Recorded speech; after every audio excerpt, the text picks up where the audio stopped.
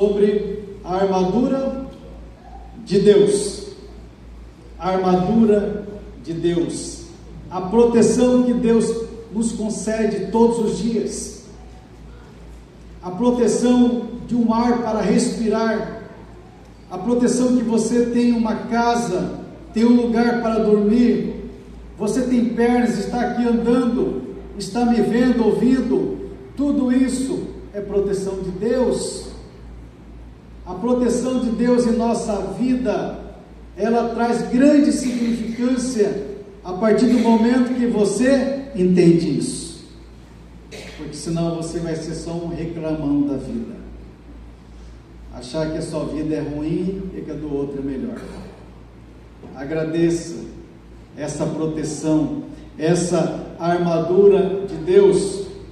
Aqui nós podemos encontrar, se você quiser escanear aqui, no infográfico, você vai encontrar aqui o texto base desta manhã, vai encontrar também perguntas para reflexão, desafios para a sua semana, do contexto que eu vou falar hoje. Então escaneie aqui o QR Code, é apenas uma imagem que você compartilha com as pessoas, que com certeza vai ajudar bastante, porque não é só ouvir, nós também precisamos praticar. O texto base desta manhã se encontra em 1 Samuel, capítulo 17, abra sua Bíblia. 1 Samuel, capítulo 17. O verso 1 diz o seguinte: os filisteus reuniram seu exército para a batalha e acamparam em Efes-Damim, entre Socó, em Judá, e Azeca. Em resposta, Saul reuniu as tropas israelitas perto do vale de Elá. Assim os filisteus e os israelitas ficaram frente a frente, em colinas opostas, com um vale entre eles. Neste contexto, Davi tinha aproximadamente 20 anos de idade. Ele tinha sido ungido como rei aproximadamente com 15 anos de idade, e nesse momento ele tinha 20 anos de idade, ainda não era rei, ele só tornou rei aos 30 anos de idade. Amanhã a gente vai falar um pouquinho mais sobre essa percepção que nós temos que ter do mundo, de ter paciência, de esperar, saber esperar em Deus. Então, esse contexto é que existia uma guerra, uma batalha. De um lado, tínhamos os filisteus, inimigos. De outro lado, nós tínhamos o povo de Israel. Só que a representação, esse lugar é chamado de Vale de Elá. Está um pouco pequeno aqui a imagem, mas aqui nós vamos perceber que ficou de um lado esquerdo os filisteus, do lado direito, nessa outra seta vermelha, o povo de Israel, e no meio um vale. Que é esse vale aqui hoje? Como que é o vale hoje? Fica nessa dimensão aqui do mapa. Então esse é o vale de Elá, uma montanha de um lado, o inimigo, de outro lado, o povo de Deus. E como que seria essa disputa? Normalmente as disputas do passado eram soldados versus soldados. Só que nesse contexto houve um ajuste, que a gente vai falar um pouquinho mais sobre isso à frente, que era a representação de um soldado dos filisteus, que no caso foi representado pelo gigante Golias, e amanhã a gente vai falar toda a especificação do Golias versus Davi. E do outro lado nós tínhamos Israel. Apareceu quantos soldados para lutar com Golias? Nós conhecemos uma história, a história é bem famosa. Não apareceu ninguém. Então Golias todos os dias aparecia e falava: ei, me mandem um representante para lutar comigo. E do outro lado, o povo de Israel, o seu rei Saul, que era o gigante de Israel, estava como pequeno, fraco, porque ele já tinha perdido a presença de Deus. Não apareceu nenhum dos valentes, nenhum dos soldados para enfrentar Golias. E é sobre esse contexto que nós vamos falar hoje. No verso 8 diz o seguinte: Golias parou e gritou para as tropas israelitas: por que saíram todos para lutar? Eu sou filisteu, e vocês são servos de Saul. Escolha um homem para vir aqui lutar comigo. Quando Saul, olha que diz o texto, verso 11: quando Saul e os israelitas ouviram isso, ficaram aterrorizados, ficaram abalados. Aterrorizado é fazer um buraco e ficar preso na terra, estagnados, travados, não tendo força, capacidade para fazer alguma coisa. No mundo corporativo, cada vez mais as pessoas têm sofrido esse desgaste e acabam ficando também aterrorizado. É conhecida como a síndrome de burnout, que é esse esgotamento, não tem força, tem que trabalhar por causa do salário, mas não tem vontade para trabalhar, não consegue trabalhar bem, e automaticamente a sua produtividade será precária. Aquele povo, aquele exército, aquele rei de Israel, que eram os representantes de Deus, não apareceu nenhum para lutar contra Golias. E no verso 13 aqui nós temos o seguinte: os 3 filhos mais velhos de Jessé, Eliabe, Abinadab e Simé, conforme vimos ontem, eles também pertenciam ao exército, e também não se manifestaram nada. Então o texto continua dizendo que não apareceu nenhum representante. Então Jessé, o pai de Davi, falou: meu filho, sai aqui de Belém e vai lá para o vale de Elá, leva alimentação para os seus irmãos. Quando Davi chegou lá, entregou a alimentação para os seus irmãos, conversando ali, ouvindo aquele gigante falando, ele disse: uai, o que está acontecendo aqui? Por que alguém está desaforando o nome de Deus? Então Davi ficou incomodado com isso e falou: não é possível, esse gigante não pode falar isso. Olha a coragem, 20 anos de idade, um cuidador de ovelhas, pastor de ovelhas, teve mais coragem do que aquele que era treinado, que estava dentro do exército. Por isso que muitas vezes Deus usa pessoas que aparentemente aos olhos humanos são insignificantes e transforma rei. Por isso que muitas vezes Deus vai potencializar aquilo que muitas vezes você nem enxerga dentro de você. Como eu falei ontem, a nossa única vontade racional é aceitar. Nós temos que aceitar. Porque se nós permitirmos, que aí entra a questão do livre-arbítrio, Ele pode fazer grandes maravilhas em nossas vidas.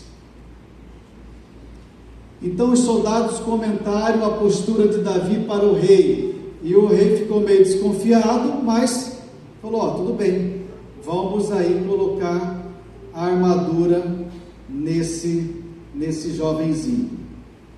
Então agora eu vou traçar alguns pontos sobre essa questão, sobre a armadura de Saul versus a armadura de Deus.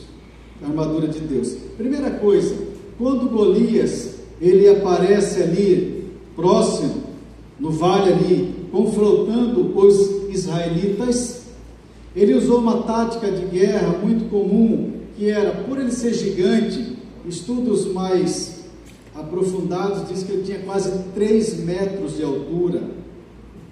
Alguns estudos dizem 2,30 metros. Então, de todo modo, ele era um gigante. Ele tem 1,81 m, ele era muito mais alto. Muito mais alto. Automaticamente, isso acaba impactando. Quando você está andando e vê um gigante, isso chama a sua atenção. E nesse caso, o gigante Golias, ele estava intimidando e demonstrando o poder. Porque a partir do momento que você chega para uma pessoa e tem uma postura mais firme, uma voz forte, você já demonstra uma postura mais de vencedor.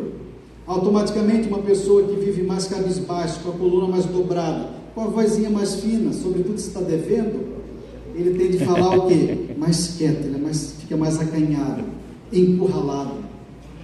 Então o gigante estava o quê? Trabalhando mentalmente e emocionalmente contra o exército do povo de Deus. Além disso, era o quê? Uma estratégia militar. Por quê? Golias, por ser um gigante, guerreiro desde a sua infância e também muito bem armado, ele tinha total condições de vencer qualquer pessoa, humanamente falando. Então era uma estratégia militar o seguinte: por que eu vou colocar todos os filisteus, os soldados, versus todos os soldados israelitas? Automaticamente isso vai gerar o quê? Mais morte, mais tempo, mais conflito.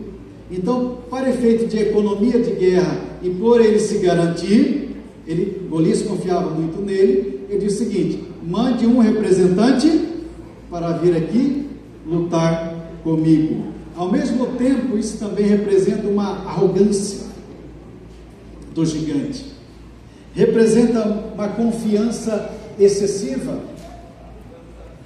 e ao mesmo tempo esse gigante, ele queria uma glória pessoal, ele já tinha, mas ele queria mais ainda. Então perceba que o gigante, se a gente parar e fazer uma analogia no dia de hoje, pode ser a sua vaidade. Quem sabe o seu gigante hoje pode ser o seu orgulho, a sua prepotência, a sua inveja, a sua cobiça, os seus contatos, as suas redes sociais, a sua preguiça, a sua falta de vontade, a sua falta de gestão emocional, o seu desinteresse pelo estudo da palavra de Deus. Quem sabe pode ser um desses gigantes. Mas lembre o seguinte: quando o gigante aparece na minha, na sua vida, ele faz a mesma coisa hoje. Ele quer te intimidar, ele quer te manipular, ele quer mudar os seus pensamentos, levando para baixo, para ficar aterrorizados, para que assim você tenha medo, e dessa forma você vai ter fobia. Tem pessoas que têm medo de falar em público, glossofobia, porque é um medo que já aconteceu, surgiu lá no passado. Os gigantes de hoje estão presentes em nossa vida.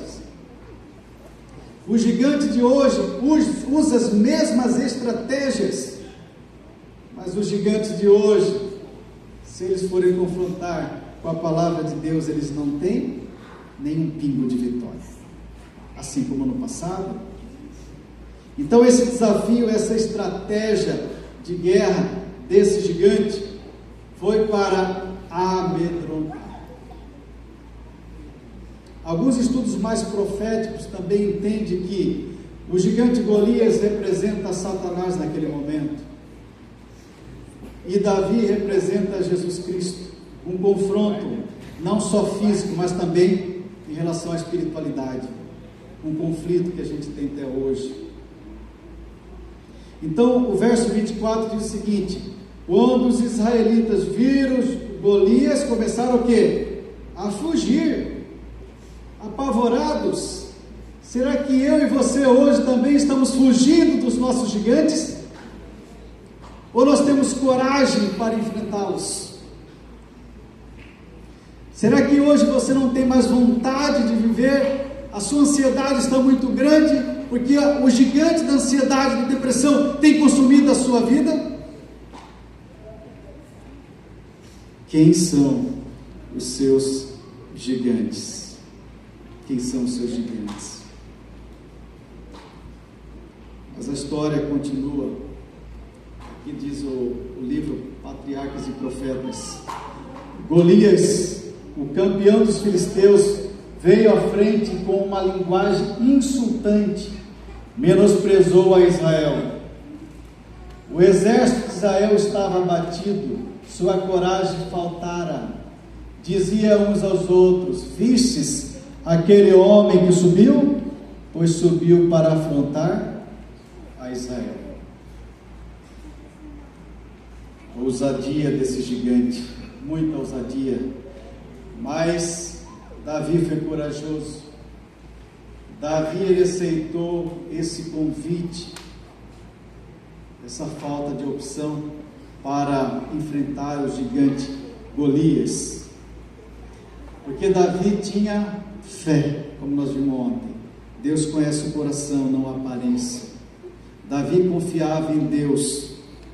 Davi tinha muita fé em Deus, diferentemente de Saul. Davi não se impressionou com o tamanho do gigante. Aqui nós temos uma grande lição para nós hoje. Quando os gigantes aparecerem em nossa vida, nós não podemos olhar para os gigantes. Nós temos que olhar para aquele que pode derrubar o gigante. Porque quando eu olho, quando eu fixo o pensamento, a minha vida é um gigante, a tendência é que eu vou ficar para baixo. Quando Davi se prontificou para guerrear,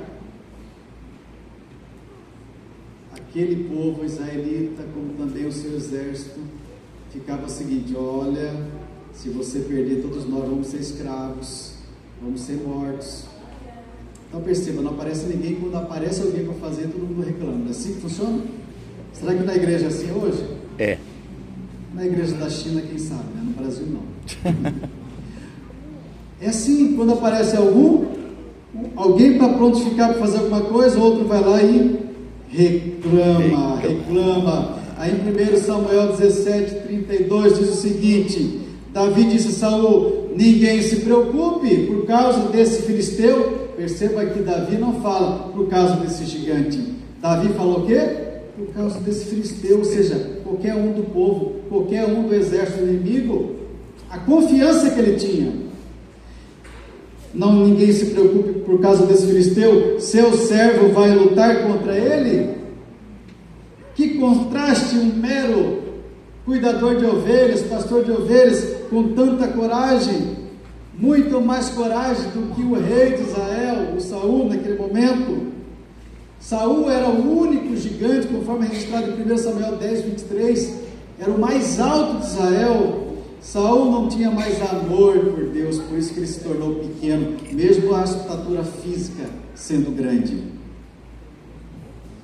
E no verso 17:31, Saul respondeu: Davi, você não conseguirá lutar contra esse filisteu e vencer. É apenas um rapaz, e ele é um guerreiro desde a juventude. Davi, porém, insistiu: tomo conta das ovelhas do meu pai. Aí Davi falou o currículo dele: tomo conta das ovelhas do meu pai, e quando o leão ou o urso aparece para levar um cordeiro do rebanho, vou atrás dele com meu cajado e tiro o cordeiro da sua boca. Não é pegar pedra e jogar à distância. Vai lá e tira o cordeiro da sua boca. Coragem. Naquele contexto eram os gigantes de Davi, mas ele tinha coragem de derrubar os gigantes, como o leão, como o urso. Se o animal me ataca, eu o seguro pela mandíbula e dou golpes nele com o cajado até ele morrer. Verso 36. Fiz isso com o leão, urso, e farei o mesmo com esse filisteu incircunciso, pois ele desafiou os exércitos do Deus vivo. Em nenhum momento Davi fala gigante Golias. Ele estava vendo o gigante. Ele fala um mero filisteu. E é isso que nós temos que fazer hoje. Não temos que dar valor, supervalorizar os gigantes da nossa vida. Não temos que valorizar o nosso medo. Não temos que valorizar a nossa ansiedade. Não temos que valorizar a nossa falta de dinheiro. Mas nós temos que confiar, ter fé em Deus, que Ele pode derrubar esses gigantes modernos. Davi, ele era zeloso pelo nome de Israel e pelo nome de Deus. Então o verso 38 continua dizendo o seguinte: então Saul deu a Davi sua própria armadura, incluindo uma couraça e um capacete de bronze. Verso 39: Davi prendeu a espada sobre a armadura e tentou dar alguns passos, pois nunca tinha usado essas coisas. Não consigo, ele respondendo, não consigo andar com tudo isso, pois não estou acostumado, disse Saul, e tirou a armadura. Que tipo de armadura nós temos utilizado hoje? A minha própria armadura, a minha capacidade, o meu intelecto, ou a armadura de Deus? Ou quem sabe, será que eu estou utilizando a armadura dos outros? Saul rejeitou a armadura de outra pessoa, que era o rei Saul, porque cada pessoa é diferente um do outro, cada um é singular, é único, não há ninguém nesse mundo igual a você. Portanto, você tem a sua própria armadura, você tem a sua própria capacidade. Deus te fez único. Se Deus me fez único, eu tenho as minhas forças, as minhas capacidades, eu tenho que utilizar as minhas próprias armaduras primeiramente. Amém. E Deus vai operar, vai multiplicar, vai potencializar a minha força, a minha vontade de querer fazer. O problema é que no mundo atual, muitas pessoas querem viver a vida dos outros, querem viver a armadura dos outros, tem muita inveja. Esse sentimento universal é profundamente enraizado na psique humana. Ela surge da comparação social e do desejo de possuir o que o outro tem. Nunca está satisfeito com o que tem, sempre quer o do outro. Ah, se meu amigo comprou um carro, também quero trocar meu carro. Se ele comprou uma roupa nova, eu quero uma roupa nova.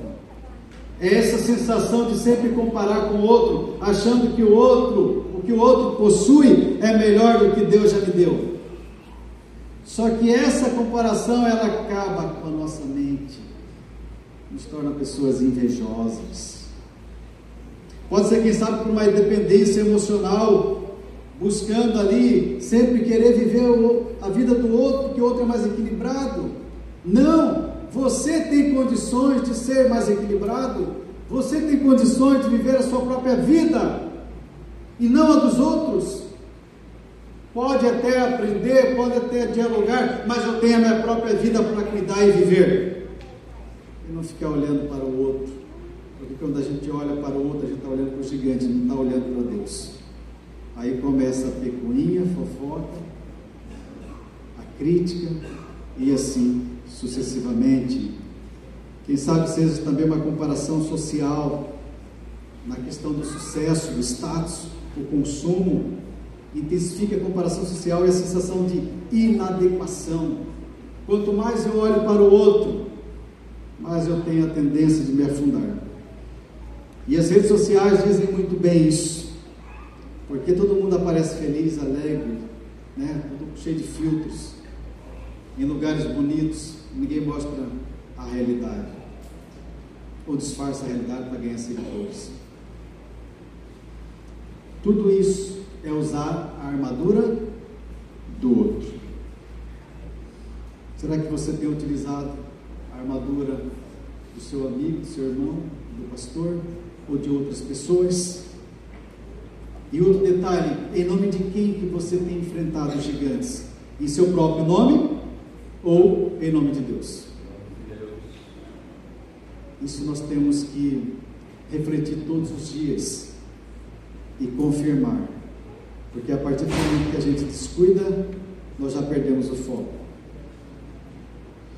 Quando Saul tentou vestir Davi com uma armadura e lhe dar uma espada, está operando sob o mesmo pressuposto. Suponho que Davi irá combater Golias corpo a corpo. Olha a mentalidade de Saul. Saul, ele não quis combater. Ele coloca a armadura em Davi, simbolizando que Davi está aqui uma armadura, uma proteção maior para você enfrentar ele corpo a corpo. estava confiando mais na armadura do que em Deus. A visão dele. Essa armadura representa, no caso de Saul ali, muito a representação da força humana, da capacidade humana. Mas Davi não queria nenhum tipo de armadura. Por quê? Ele queria mostrar para todo mundo que a vitória viria de Deus. Ele, com a sua própria roupa, com apenas algumas pedrinhas, 5 pedrinhas lisas, mais uma funda, pegou e derrotou um gigante. Porque a vitória é em Deus. A vitória é em Deus, para Deus e para Ele, não para mim. Se hoje eu conseguir um sucesso, ou se hoje você tem uma vida melhor, a vitória é de Deus, a vitória não é sua. É claro que você fez sua parte, Deus abençoou, mas a vitória sempre será dele, porque é Ele que nos conhece cada vez mais. E sobre essa questão da armadura de Deus, em Efésios, abra sua Bíblia aí, Efésios capítulo 6, versículo 10 em diante. Aqui fala o que vem a ser a armadura de Deus. O que é a armadura de Deus, tanto para o passado como para hoje, e que nós devemos utilizar isso todos os dias da nossa vida. Efésios capítulo 6, versículo 10. O verso primeiro diz o seguinte: uma palavra final, 2 pontos: sejam fortes no Senhor. Não está falando para você ser forte em você mesmo. Seja forte em Deus. O que Davi fez foi forte em Deus e não nele, não na armadura dele, nem na armadura do outro. Verso 11: vistam toda a armadura de Deus. Está falando aqui, para vestir parcialmente a armadura de Deus, é isso? Não, está falando toda quer dizer total, quer dizer completude, toda a armadura de Deus, para que possa permanecer firmes contra as estratégias do diabo. Quais são as armaduras de Deus? Vamos pegar aqui no verso 13, que vai reforçar essa proteção. Portanto, vistam toda a armadura de Deus para que possam resistir ao inimigo no tempo do mal, no tempo da aflição, no tempo da angústia, no tempo da solidão, no tempo do isolamento, no tempo da miséria, nesse momento, tempo do mal, o seu tempo do mal. Verso 14: assim mantenham sua posição, colocando o cinto da verdade. Primeiro temos que falar a verdade. E o que é verdade? A verdade, primeiro a palavra de Deus, depois a nossa verdade, nos nossos relacionamentos.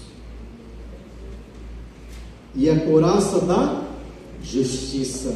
Seja justo, seja coerente com as pessoas, com as situações da sua vida. Verso 15: como calçados, usem a paz de boas novas, para que estejam inteiramente preparados. Então, seja uma pessoa de paz, seja uma pessoa que transmita paz, seja uma pessoa que fale da paz, das boas novas, da palavra de Deus, e não de suas palavras.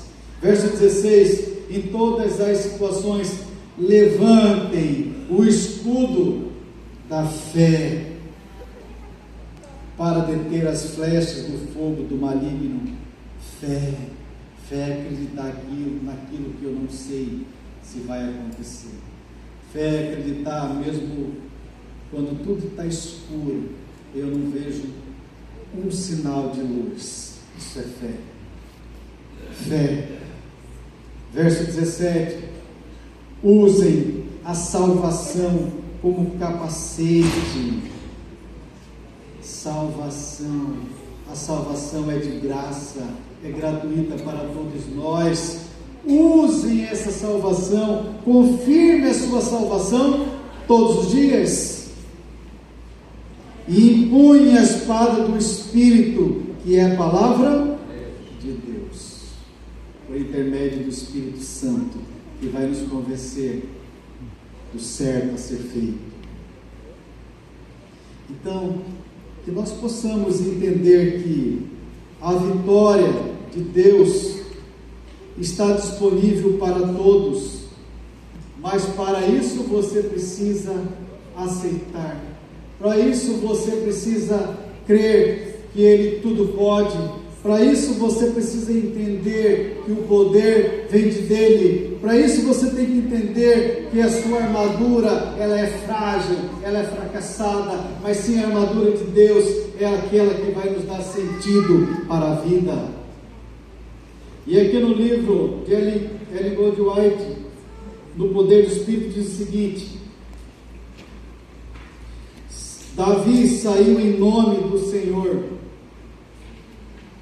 e Jesus foi com ele para dar-lhe a vitória simplesmente por meio de uma pedra. Davi saiu em nome de quem? Quem foi com ele? Quando você for para uma batalha, quando você for para uma guerra, quando você quiser enfrentar os seus inimigos, os seus gigantes da sua vida, vá com Jesus. Não vá sozinho, porque você não sabe de tudo, você não tem todo o conhecimento, você não é onisciente, você não é onipotente, é só Deus que pode lutar por você. Jesus foi com Davi por meio de uma pedra. Não foi apenas a força e a precisão de Davi que fizeram com que a pedra afundasse na testa do filisteu. Era o poder de Deus que pelejava a batalha por ele. Isso foi registrado para nós. Temos batalhas a enfrentar contra inimigos do exército do Senhor, e prevaleceremos contra eles com uma pedra. Uma pedra, uma mera pedra. E o texto continua: Davi, sem armadura, sem implementos de guerra, avançando com a fé do Senhor dos Exércitos, que é o exemplo para nós hoje, ele prevaleceu com uma pedra. Jesus Cristo é a pedra viva. Jesus Cristo é a pedra, é a rocha. Por isso que na representação espiritual, entende que essa batalha entre Deus, Jesus representado por Davi, e Golias representado por Satanás, e que essa única pedra, a pedra viva, representa Cristo, uma única só, foi capaz de derrubar esse gigante, uma pedrada bem na testa, e ele caiu para frente. Jesus Cristo, a pedra viva, é a nossa força e poder para a batalha contra os inimigos. E o nosso verso, nossa mensagem para a reflexão final é essa: a fé em Deus transforma o medo em coragem e a fraqueza em força. Vou repetir: a fé em Deus transforma o medo em coragem e a fraqueza em força. Meu irmão, hoje é o dia que você tem para escolher, para decidir enfrentar as batalhas desse mundo, enfrentar os seus inimigos, os seus algozes. Hoje é o momento de você utilizar a vestimenta de Deus, assim como Davi fez no passado. Deus, Ele nos torna forte como um menino. Mesmo que nos combates eu tenha sido vencido, mas ao vencer eu também posso me ferir. Falam por aí que a minha força é demais, sem ver o que no meu peito eu escondo o meu pesar. Saibam, pois, que ao cair eu vou orar a Deus. Saiba que é Ele que me levanta se eu estou só. Espada em punho estou a chorar, pois dentro da armadura de Deus Eu posso ser um bebê, eu posso ser um menino, eu posso ser quem eu quiser, mas Deus me dará a vitória plena. Amém. Que Deus nos abençoe, para que possamos ser fortes, corajosos, mesmo que às vezes não nos conseguimos ver nada à nossa frente, nem um pico de esperança, ainda assim nós temos que confiar em Deus, porque só Ele que pode nos dar a vitória. Mas Ele quer que você use a sua vestimenta, use a sua armadura todos os dias, e só então você terá paz e você terá grande sucesso na sua vida hoje.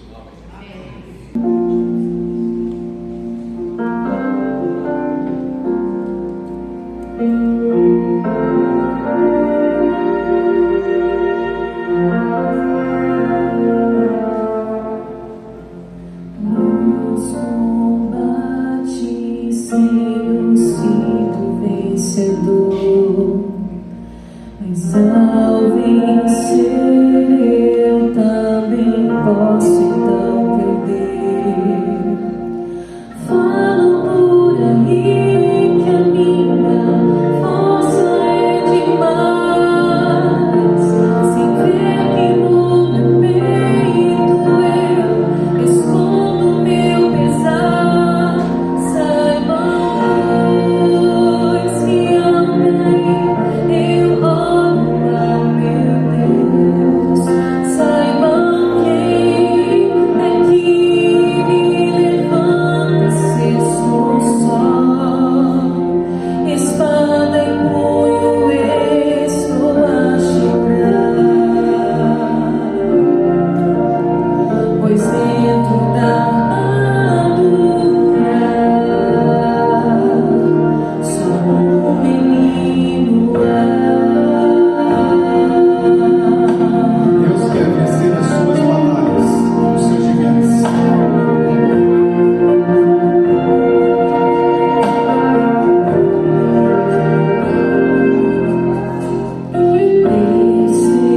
Destemido busco encontrar a paz, de Jesus a armadura é voraz. Dizem por aí que a mim ninguém vai derrotar, sem ver meus inimigos que me tentam sem parar. Saibam, pois, que ao cair eu oro ao meu Deus. Saibam quem é que me levanta se estou só. Espada em punho estou a chorar, pois dentro da armadura só um menino há. Saibam, pois, que ao cair eu oro ao meu Deus.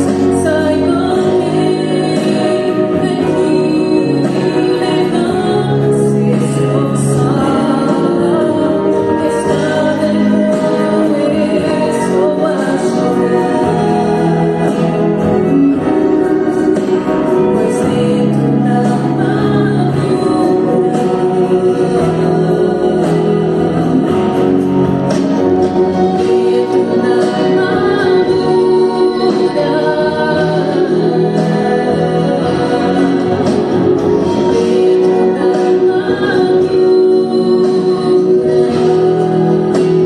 só um menino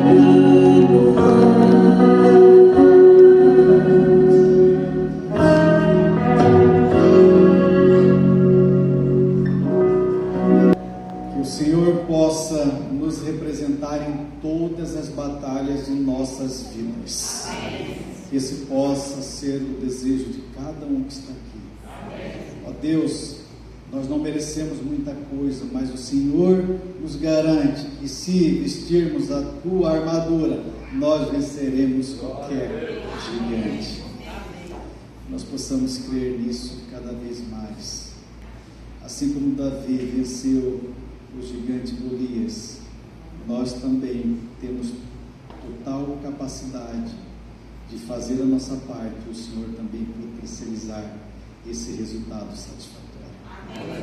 Só o Senhor pode nos dar a vitória. Só o Senhor pode nos dar alegria, paz de espírito, felicidade. É só em Ti que nós podemos confiar para derrubar qualquer gigante deste mundo. Ser com cada um de nós. Nós pedimos isso no mérito de Cristo Jesus, que vive e reina para todo sempre. Amém.